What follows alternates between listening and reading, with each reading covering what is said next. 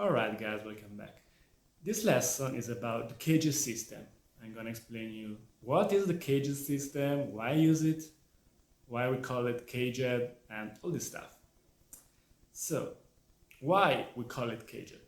Because when we play guitar, we have 5 chords that we play without any bar. We play it with open string. For example, when we play C major, we don't have any bar. Just have C major, alright? With open string. Then, same things for the A major, or for G, for E also, and D. So we have these 5 chords: C, A, G, E, D. CAGED, that's why we call it. These are the 5 shapes. Now I'm gonna explain why shape and this stuff. So just remember that we have these 5 chords. And when we play chord that have the bar or other kind of chords, what we do? Let's take, for example, this E major, right? Imagine that when we play E major, we have an invisible bar on fret 0, all right? When we play F major, we have this bar on the first fret, but the other fingers are playing an E shape. If you see this is an E, just move one fret, but it's the shape is an E. If you play F sharp, we have this bar on the second fret, but the other fingers are still playing an E shape. It's the same. E, F, F sharp, G, etc. You can go to the 4th fret, the G sharp, etc. And we have this concept that we can apply also for the other chord that I told you, like the A. If you play B flat major, we have bar on 1st fret, and then you have an A shape here. Or B major, again, we move the bar on the 2nd fret, but here we're still playing an A shape, right?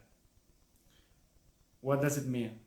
That we have 5 shapes for each chord, because every chord has the C shape, the E shape, A shape, G shape, and D shape. Let's take, for example, C major chord, okay? C major in C shape. This is easy. All right.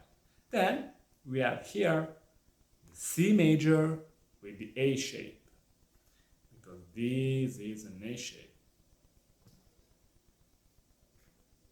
And we have the bar on the 3rd fret, because this, the 3rd fret on the A string is the C note.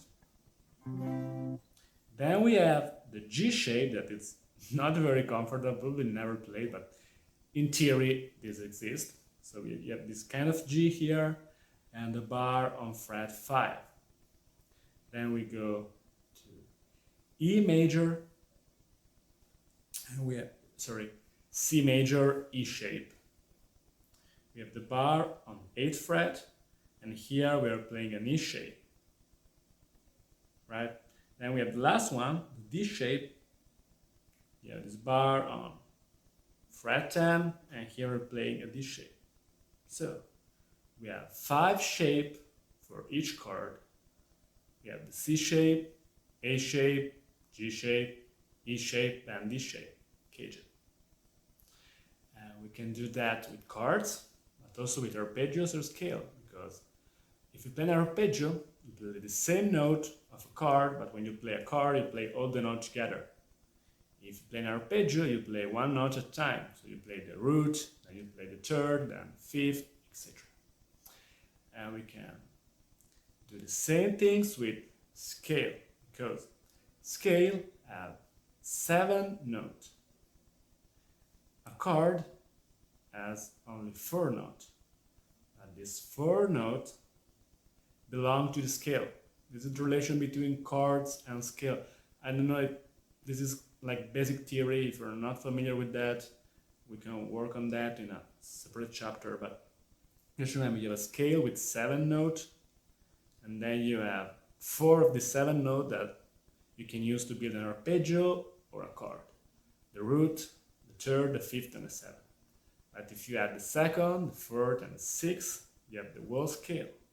So, for example, C shape, if you play the C major scale here, you start from here, and then you go D, E, F, G, A, B, C, D, etc. So you're playing C major scale in this part of the fretboard. And in this part of the fretboard, if you just take the root, the third, the fifth, and the seventh, you have the C major chord, or the C shape, the C major chord. This is the concept. You have 5 different positions in your guitar fretboard, where you can play chords, or scale, or arpeggio, or everything you want. If you learn very well this 5 shape, you can then blend it together and you will be able to play all over the fretboard, starting from here or starting from here. That's the reason why CAGED system is, for me and for a lot of persons, the best way to learn fretboard visualization. And you have another cool things. Let's take, for example, the C major scale in the A shape, right? So it's like, I will explain it in a separate chapter, just an example here. I go quite fast on playing it, but that's the reason. If you want to play the same scale, but in the key of D, so D major scale in the A shape, you just need, okay, this is the D note, I start from here and play the exactly same pattern. If you want to go to B major scale in this shape, this is the B note.